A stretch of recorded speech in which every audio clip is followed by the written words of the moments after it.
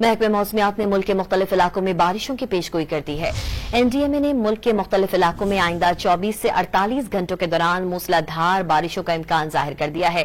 ممکنہ سیلاب کے پیش نظر جاری الرٹ میں کہا گیا کہ چترال، اپردیر، سوات اور کمراٹ ویلی میں گلیشیئر پھٹنے کا خدشہ ہے۔ گلگت بلتستان میں گلیشیئر پگھلنے سے سیلابی صورتحال کا خطرہ بڑھ گیا۔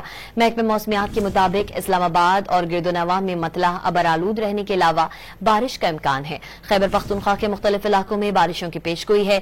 پنجاب کے بیشتر اضلاع میں مطلع جزوی ابرآلود رہنے کے علاوہ مری، گلیات، راولپنڈی، جہلم، اٹک، چکوال، گجرات، گجرانوالہ، سیالکوٹ، نارووال میں بارش متوقع ہے۔